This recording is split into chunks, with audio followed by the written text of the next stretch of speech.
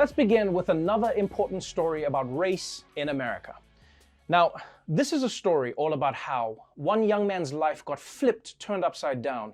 And I'd like to take a minute, just sit right there. I'll tell you about how this man became the prince of a town called Bel-Air. Now, if you're saying, hey, Trevor, come on, that's a sitcom. No, it's deadly serious. And the Fresh Prince of Bel-Air is getting a dramatic makeover. You're going to Bel-Air to live with your uncle and your auntie. According to The Hollywood Reporter, Will Smith is teaming up with Morgan Cooper to create a new show based on Cooper's viral YouTube trailer he created last year that reimagines the beloved 1990s comedy as a modern-day drama. Smith is on board to produce, and Cooper will co-write and direct the reboot. Okay, I'm gonna be honest. I don't know how to feel about this because yes, the trailer looks amazing, but that's just the trailer. I'm worried there's a lot of other moments from the original show that might not work in a drama. I don't care what you say. There is no way to make Carlton's dancing dramatic. And I know this because we've tried.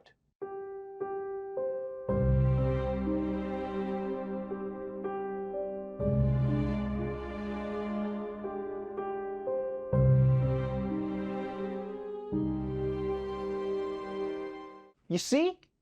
Plus, I would argue that the original Fresh Prince already had a lot of drama. I mean, Carlton had a pregnancy scare, Jeffrey almost got deported, and overnight, they switched dark-skinned Aunt Viv for light-skinned Aunt Viv. That shit was traumatic as hell. But look, I get it. Hollywood is experiencing a lot of success with dramatic, gritty reboots. You know, Joker, Riverdale, so Fresh Prince makes sense. In fact, I'm not gonna complain. I'm gonna cash in on this. I'm pitching my own dramatic reboot of SpongeBob SquarePants.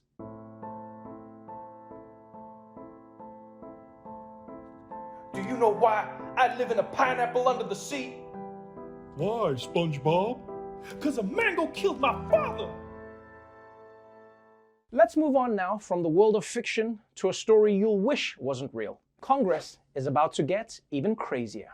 In Georgia, far-right GOP candidate Marjorie Taylor Greene has won her primary. She has ties with QAnon, an online conspiracy theory group that the FBI labeled a potential domestic terrorism threat. The businesswoman's come under fire for making racist, anti-Semitic, and anti-Muslim comments. She's also listed on the Southern Poverty Law Center's Hate Watch. She's been endorsed by a man with ties to local white supremacists, and she's a believer in the QAnon conspiracy theory that centers on a person who posts as Q, claims to have inside knowledge about the president quietly leading a revolution against the, quote, deep state, and everyone's going to be put in jail. That's right. A QAnon conspiracy theorist is about to become a member of Congress.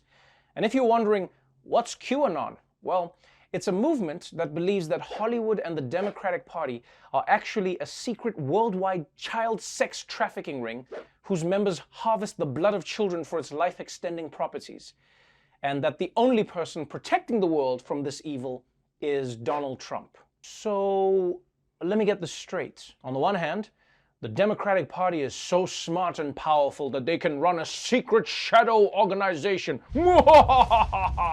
But they're also stupid enough to be outsmarted by Donald Trump. Also, Donald Trump was BFFs with Jeffrey Epstein, aka the White R. Kelly. So how the hell is he gonna protect something that he's a part of? I mean, that's like Cardi B trying to protect the world from people who make bird sounds.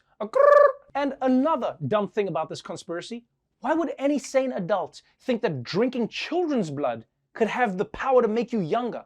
Guys, everyone knows you can only get younger by drinking the blood of Paul Rudd.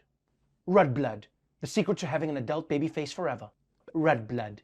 In other news, New York City has successfully managed to get its coronavirus infection rate down to just 1%. And now they're asking Tim Apple to help them keep it that way. New York City's transit agency is asking Apple to help slow the spread of the coronavirus on subways and buses. So the agency wants the high-tech giant to create a face ID that works with face masks. The goal is to let people unlock their iPhones without having to remove their masks. New York State requires masks on public transportation, but the agency says people are violating the rule to access their phones. You know, sometimes I think technology is the greatest thing that ever happened to humans. And sometimes I think it's just going to set us back. Because instead of just typing in the 4-digit passcode, people are taking off their masks so that the phone can see their face, which to me seems like more work. Honestly, at this point, I'm just surprised people's phones still recognize them. I mean, This is what I looked like pre-quarantine, and this is me now. Look at me. I look like my own evil nappy twin. And by the way, people, why are you staring at your phone while you're in the subway? That is dangerous. You gotta stay alert. You never know who's gonna come onto the train and steal your belongings or your heart. By the way, if you're a beautiful woman with brown hair who was on the E train at 5:30 p.m. yesterday, give me my stuff back! I know it was you!